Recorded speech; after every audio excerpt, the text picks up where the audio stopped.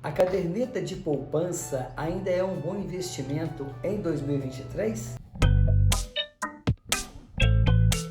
Olá, meu nome é Clodoaldo Lacerda. Para os que me conhecem, para os que não me conhecem, continua sendo Clodoaldo Lacerda. E você, que ainda não é inscrito em nosso canal, se inscreva, dê o seu like, compartilhe, é muito bom para nós. Hoje eu me propus a falar sobre um investimento muito tradicional, muito antigo no nosso país, a velha e tradicional e famosa caderneta de poupança. Eu acredito, do verbo eu não tenho certeza, que muito provavelmente um de vocês que estão nos ouvindo tem uma poupança, ou pelo menos ao longo da sua vida, por uma circunstância ou outra, tiveram que abrir uma caderneta de poupança como seu primeiro investimento. A poupança é um investimento tão antigo quanto é o Império Brasileiro. Você sabia que a poupança foi criada por Dom Pedro? É isso mesmo.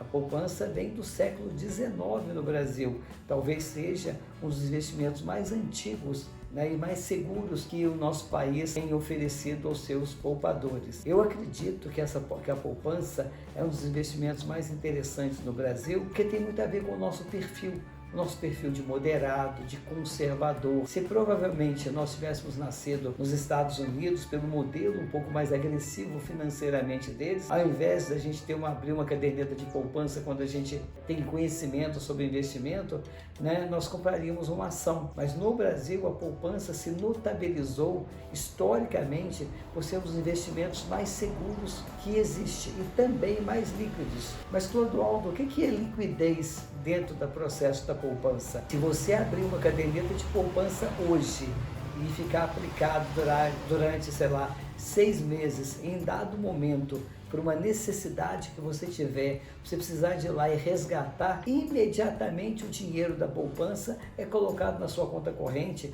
ou você leva ele vivo para casa. E é por isso que a gente fala que a poupança é um dos investimentos mais líquidos que tem.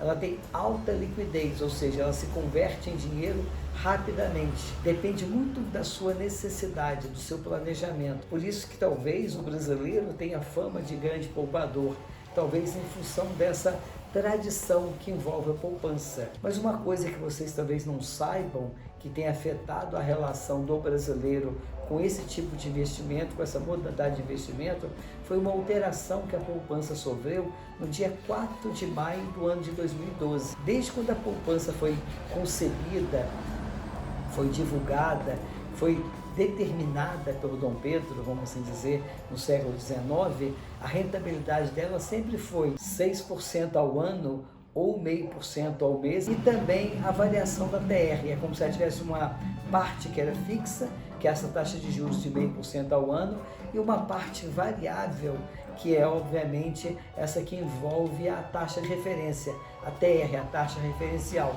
Mas adianto para você que infelizmente nos últimos anos, pelo menos até a presente data, a TR tem tido variação zero, ou seja, ela não tem tido nenhum tipo de aumento nela. Isso quer dizer que praticamente a poupança tem sido remunerada, é o termo correto, pela taxa de 6% ao ano ou de 0,5% ao mês. Isto para as cadernetas de poupança cujos depósitos foram realizados até o dia 4 de maio de 2012. Por que eu estou pontuando isso? Porque essa mudança que a poupança sofreu do ponto de vista da rentabilidade a partir de 2012, de 4 de maio de 2012, está intimamente vinculada à Selic. A poupança, com a mudança da legislação em função da taxa Selic, que é essa taxa de juros básica definida pelo Copom, Conselho de Política Monetária do Banco Central, ela passa a ser remunerada a partir de 4 de maio de 2012 em 70% da Selic. Na verdade, quando a taxa de juros Selic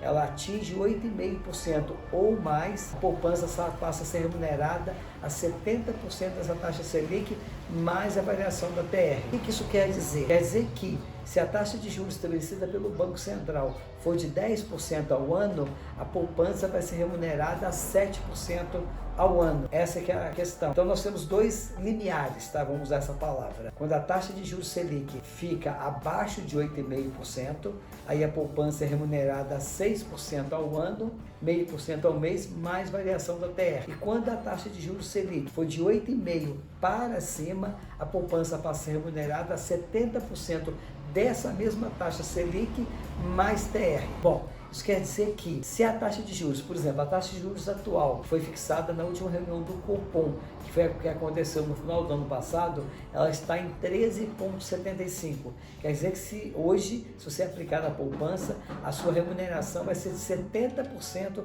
desses 13,75, que está algo em torno de 9,2. Ou seja, por uma taxa de juros, que é o mínimo que os bancos cobram, de 13,75, você vai ser remunerado a 9,2, 9,3 aproximadamente. Ou seja, o ganho do banco é a diferença entre o que ele te paga do que ele cobra dos outros. Ele vai ter um ganho maior por isso.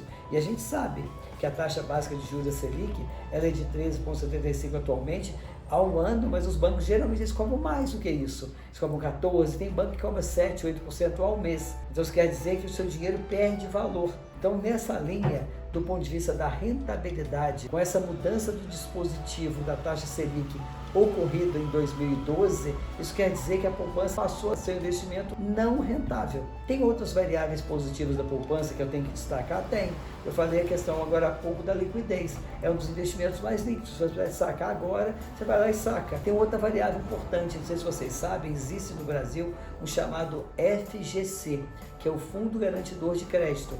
Qualquer tipo de aplicação que estão dentro do FGC, como é o caso da poupança, também se aplica alguns de renda fixa, como certificado de depósito bancário, CDB, se aplica a letra de câmbio agropecuária, LCA e outros tipos de investimento, tá? Normalmente estão dentro do fundo garantidor de crédito. Quer dizer que se aquele banco que você depositou seu dinheiro quebrar e você tiver aplicado lá até R$250 mil, quer dizer que o governo vai bancar e vai te pagar. Então você não fica no prejuízo. Uma vantagem, então a poupança também está dentro desse universo do FGC. Mas ainda assim, a poupança tem esse problema que eu estou citando aqui, que é a rentabilidade. Se você tiver a ideia de guardar poupança, como eu já tenho citado aqui, com um propósito de realizar um sonho, seja no médio e longo prazo, e usa a poupança como esse instrumento de guardar o dinheiro, eu adianto, a rentabilidade vai ser baixa. Você pode usar outros instrumentos. Por exemplo, um outro ponto importante, não só serve para poupança, para qualquer outro investimento, é você ter, por exemplo, frequência, habitualidade. Não é só você depositar hoje e deixar o dinheiro lá. O ideal é que todo mês você deposite um valor. Essa sua habitualidade vai fazer com que o seu capital também aumente e, obviamente, você tenha um retorno maior.